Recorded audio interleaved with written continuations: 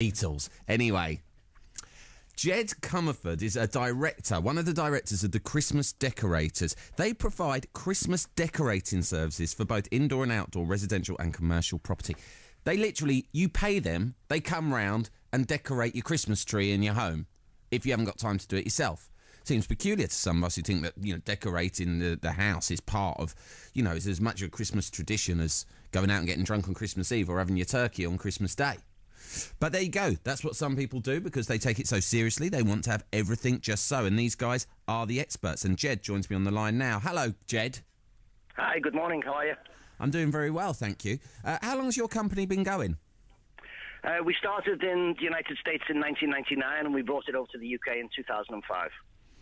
And there's been a big market for it ever since? Even in these austere times, people will still shell out? I mean, there's two different things here. I can imagine corporate people, companies getting their house done, they're getting their offices done or their big Christmas tree. But we're talking about just normal punters, individuals who'll get you round to their houses to do it, right? We're talking both, actually, but yes, we started off purely in the residential market. We've expanded into the commercial market, but still, I'd say our core business is residential properties. That's amazing, and business is just as booming now, because to me that seems like, I don't know how expensive it is, and I've seen some of your work online, and it is wonderful, the stuff that you do. It really is, it really elevates the whole Christmas decky thing to a whole new level that normal amateurs such as myself could never hope to aspire to. However, to pay for someone to decorate your tree in these austere times, it's just one extra expense. It is, but it's like everything. 10 years ago, if you had somebody coming out to your house to hoover and dust and mop, then you would be considered to be wealthy or posh. Yeah. But now that's the norm. Now we're all at it. Yeah, everybody has, or not everybody. A lot of people have somebody who comes out, picks up their laundry and does their ironing. They have people who. When was the last time you washed your own car? It's a lifestyle choice. You either want it or you don't. I wouldn't wash my car in this weather. In the summer, I love it. Really? Yeah, I get the vest on and my shorts and I'm climbing all over the thing. Sure.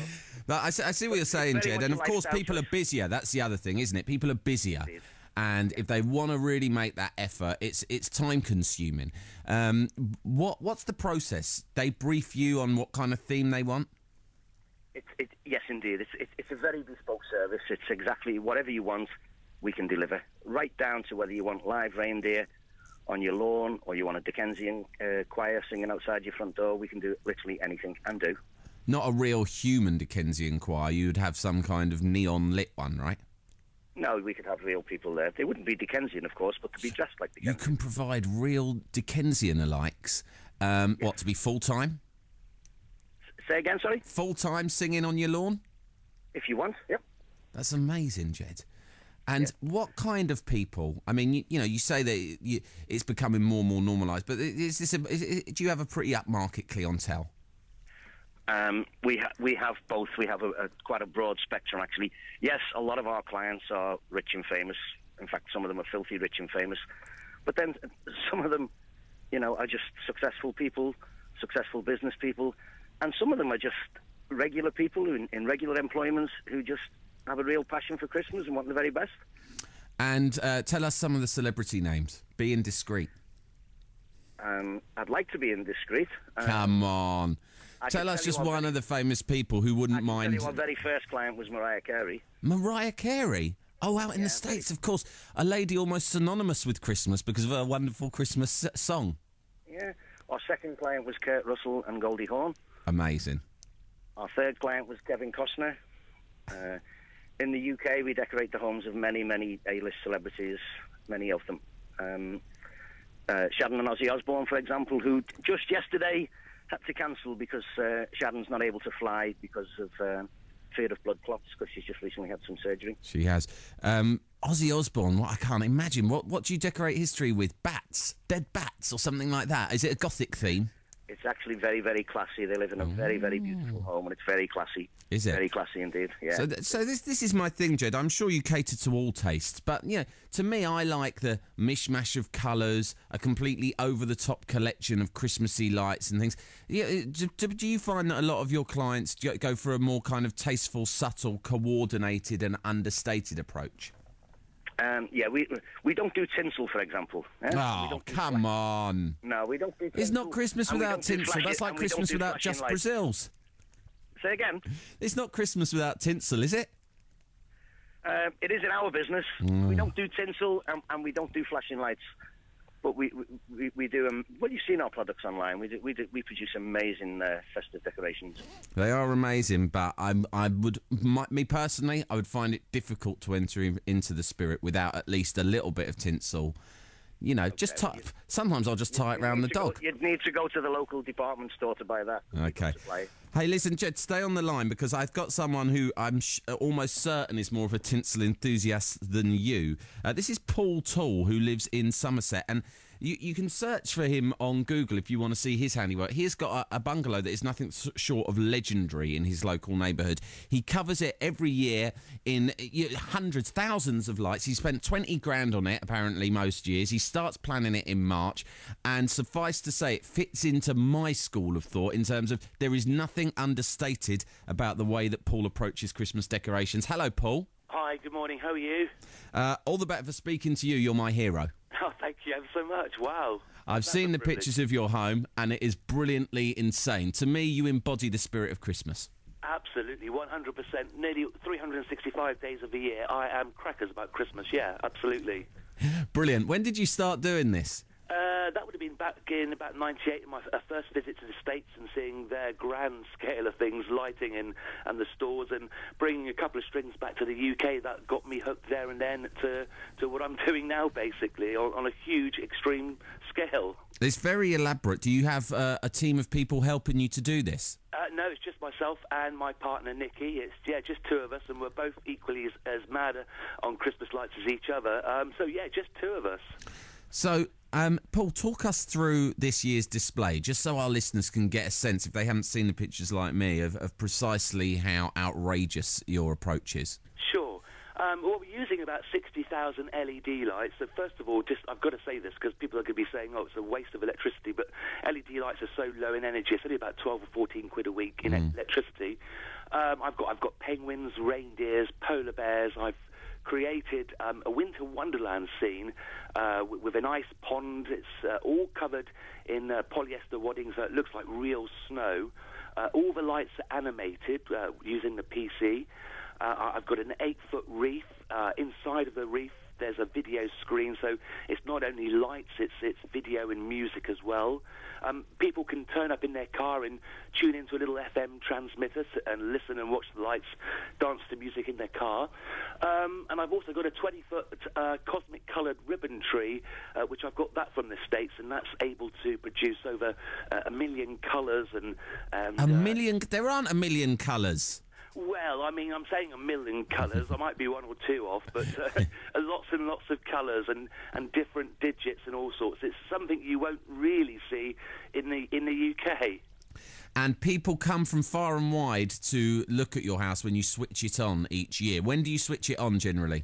It's normally November the 30th, and on that particular night, just last week, we had about 1,200 people come by. We gave out mince pies and mulled wine and had a couple of singers. It really was a festive night. It was brilliant. Paul, if you don't mind, we might put a photo up on our Facebook page so people can get a taste of exactly what it is that you're up to. Oh, I'd love you to. I'd feel privileged. Thank you. Well, I can really urge our listeners to log on to our Facebook page and take a look at that because it's quite a spectacle. Now, I don't know if you heard, Paul, I was talking to Jed Comerford, who's still on the line. He's one of the directors of the Christmas Decorators Company. Now, controversially, he told me that they don't do tinsel. What are your thoughts on that, Paul? Well, to be honest with you, I don't use tinsel, but it doesn't mean I don't like tinsel. I think if you colour coordinate nicely, tinsel can be adapted into any display. So, yeah, I'm not against tinsel. I like tinsel. I think it's a bit of a Christmas tradition. And I think, I'm almost sure that tinsel is making its way back again. For me, it never went away. I mean, perhaps I'm more militant than you, Paul, but for me, not only is tinsel integral to Christmas, also I don't fully adhere to your colour coordination policies. I think mix it all up, get all your basic Christmas colours and chuck it all on, willy-nilly. I think you might I think you're on something there. Absolutely, yeah. Sounds brilliant. Jed, do you have anyone who explicitly asks for something that's, I doubt they'd describe it as naffle tasteless, but people who don't want subtlety and they really want to go for the kind of mishmash of a Christmas extravaganza? Yes, people ask us to do all sorts of things, as I explained earlier. And, you know, Paul, for example, you know, he sounds exactly like Clark Griswold, I think. Yeah, well, he's my other hero. House on House Bling, Paul? Yeah. Sorry? Is your house on House Bling? No, it's on Tacky Light Tour, I think, in the States. Okay, because there's a website in the UK called housebling.co.uk where you can post pictures of your Christmas lights on your house. Oh, it's a site I aspire to appear on. You will see there the sort of thing that you're talking about. You know, sort of extreme and extravagant. But yeah, people do ask us to do all sorts of extreme things, and if that's what they want, then that's what we'll do. But as a general rule, I don't have anything against tinsel either. It's just not what we do as a matter of course. Jed, tell me, what is the most elaborate and over-the-top display you have ever been commissioned to do?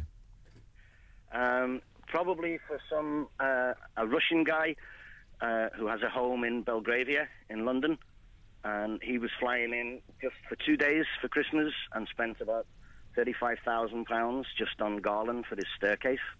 Wow. But it all had to be completely fresh. And then there's a cosmetic dentist, also in Belgravia actually, who wanted 22-carat gold baubles on his real gold baubles. And did you have to get them made especially, or do they exist? No, we had to commission them to get them made. You had to buy the gold? Yeah. Well, no, they weren't solid gold. They were gold, 22-carat gold plated. That is quite amazing. And just, I want to ask you both. Let's start with you, Jed. Do you ever know of people objecting? Because it can be quite controversial in a street if someone really goes for it. Sometimes the neighbours can object. Have any of your displays ever caused any local controversy? None that I'm aware of. Certainly not at the Christmas time. People expect to see lights on homes and things at Christmas time. So, no, we've never had any complaints at all about it. And so they should. And, Paul, what about you? I know lots of people, as you've said, come to visit because they're big fans. But have you ever had a complaint? Not directly. I've heard that some of the neighbours don't really appreciate the hundreds of cars we get each night. But in saying that, I know it's not everyone's cup of tea, but for me, it's only 5 weeks of the year, and we're doing it for charity as well. So really, live and let live. Really, I think. I absolutely agree with that sentiment, and I'm humbled by both of your efforts in the world of Christmas decorations. It's early days for me. This is my first year of blinging the front of my house. Wow. One day I hope to be, at the level of either of you gentlemen. A Merry Christmas to you both, and thanks for joining us here on BBC London. Thanks, Thanks very much. Best wishes to you all. Cheers, guys. That was Jed Comerford, one of the directors of the Christmas Decorators, and Paul Toole, who lives in Somerset, and he's the king of Christmas lights. You really should take a look at his house, which we're posting up on the Facebook page now. If you've got your thoughts on Christmas decorations, you want to tell us about your house, perhaps your house is the equivalent of Paul's in Somerset. We want to find what London's most Christmassy home is. So give us a call, 0207 224 2000, or text London to 81333. You can tweet me at Delaney Man. Coming up is the news, but first let's